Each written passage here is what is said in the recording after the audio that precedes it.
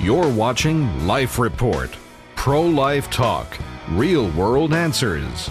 Life Report trains people to more effectively defend their pro-life beliefs while honestly examining the strengths and weaknesses of both sides. We're the show other pro-lifers may have warned you about. This is Life Report. Okay, part 2.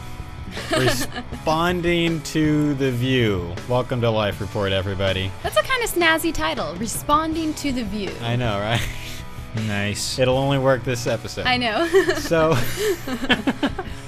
if you missed last week's episode, then you really should go back and not watch the rest of this, because I'm not going to intro this thing again.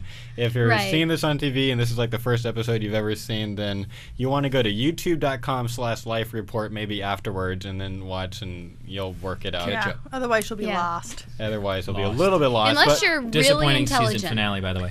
We are. I thought it was great. We're responding to comments made on The View about abortion. They were talking about an ultrasound bill. We talked about what that ultrasound bill is last episode. We played a couple of the clips. The point of this being that when you hear these things, when you see these things, I'm hoping that you, our listener, will get to the point where you're just thinking the kind of things that kind of go through our head when we hear these things. Which is scary, but yes. After we've been around a day in the subject. life of Josh's Thinking head. the same arguments. Yeah, Oh, there we go. Lizzie's got it. And that officially makes this a Did She Just Say That episode. So, what are you trying to say? Are you kidding? What did you just say? Are you kidding me? What did you say? Are you kidding me? Do you understand the words that are coming out of my mouth? Are you kidding me? What did he just say? And I'll pretend I never heard you say that. Are you kidding me? Oh, no, you didn't. Are you kidding me? I'm not saying Kevin. that's what Kevin's he got said. I know that's what he said. Are you kidding me? What did you say? Are you kidding? What did you just say? Seriously, what did she say? Oh, no, you didn't. Tuna! Are you kidding me? You little sugar snaps. All right. Sugar snap. So they've just been talking about how no one makes the abortion decision lightly, and what difference does an ultrasound make. Now, clip 4. I'm sorry, I know. It's just, I get That's so great. You know, I think it's such a great issue, and I think, like I said, it Not should be for a the woman heart who's change. having to think It should be about a it. heart change, not a law that's forcing the change, and I believe that firmly. I'm disappointed in Elizabeth Hasselbeck. She does so well on The View oftentimes, but if she really does take a pro-life position, it's hard to say that killing an unborn child is a gray issue. Right. If you understand it from a pro-life perspective. Yeah. I mean, and we talked, in last week's episode about her heart versus law. Right. And we agreed that changing hearts is important, but changing laws is very important to changing hearts. Right. Exactly.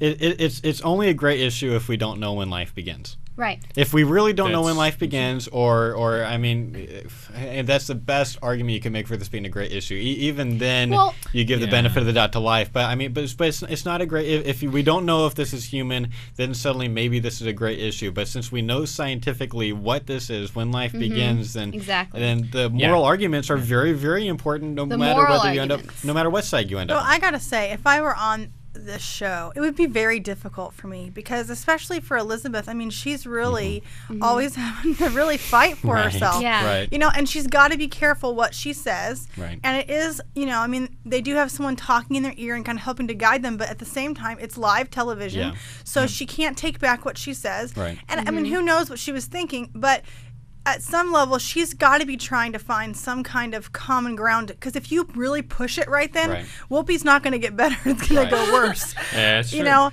So, I mean, I'm not saying what she said was right. I'm just saying that would be a difficult position to You be can in. sympathize with the emotional issues being complicated. Right. True. And the psychological issues, and especially with the emotion in the room, with Sherry Shepard talking about her past abortions. Right. She doesn't want to come across as the jerk. So I can see that. Yeah. And, she probably hasn't had the training that we've gone through to distinguish between the logic and moral black and white and the emotional and psychological and gray. You have 2 seconds. I mean, Yeah. you know, I mean, obviously that's probably something where she can say, hey, next time when I'm in that kind of a situation, what's a 2-second thing I can say to, bring a point in. Right. But the idea that abortion's a great issue because making abortion illegal would affect women's lives, I mean, did that make slavery a great issue? Because it really affected plantation owners' lives when, the Emancipation Proclamation. And it was emotionally charged. It turned, brother against brother in our country. But I think we all agree it's not a great issue. It's not a great issue. Yeah, it's just not a great issue. So, clip number 5. With me, because I've had several abortions,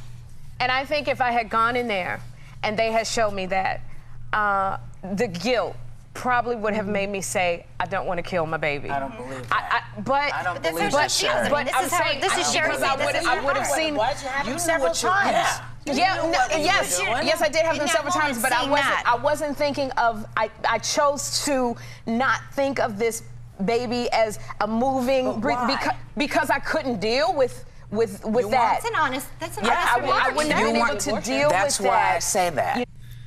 Whoopi's mean. Go ahead, Carrie. Whoopi just talk. I mean, you have to, again, we've already said this, but listen to last week's, because after hearing that and comparing that with what she said in clip 3, it's like she's talking out of both sides of her mouth in some ways. Whoopi. Yeah, Whoopi. Because, anyways, I don't know. Now she's not even listening to someone who having gone through it, where before it seemed like it was more of an understanding from that perspective, and now it's just like, this sounds more just like Planned Parenthood type that's just trying to don't tell me about post-abortion, don't tell me this would have affected you because I want what my agenda is to be the one that wins today. That seems steamrolling. It was heartless. I mean, I give Sherry Shepherd points. I know she takes a pro-choice position, but to say that, I mean, vulnerable even on totally national vulnerable. television. Totally and Whoopi's like, I don't believe you. I believe you're lying. And how can she say that? How can she not believe what she's saying about her I will business? say, I've seen pro-lifers do this exact same thing. I've seen people,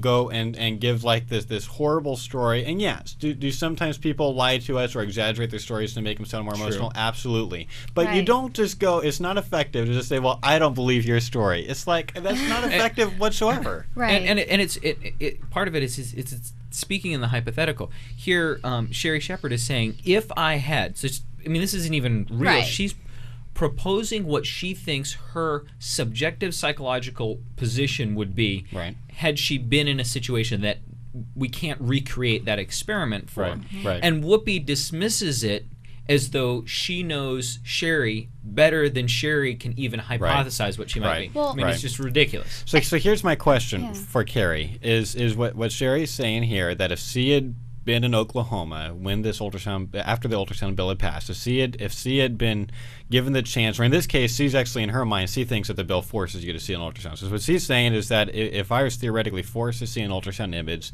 before my abortion, I would not have had the abortion because I was just choosing not to think about the baby moving and it being alive and all this stuff. So what I want to ask you, Carrie, you're post-abortive. Do you remember that being at all an element for you when you went to have your abortion? Were you just kind of choosing to block out? Well, you do kind of go into a tunnel vision. I mean, for me, the reality checkpoint was after the abortion when I, it was right before I went to college. My mom drove me. My mom didn't know I'd had an abortion.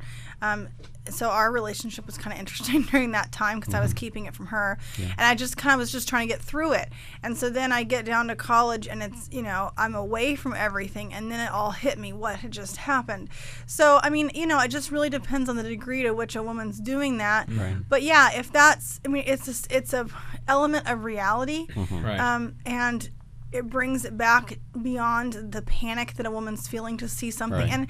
And women do, we have that maternal instinct, and I think that I can't say all women have that. That's a generalization. But a lot of women do have that, even women who have abortions.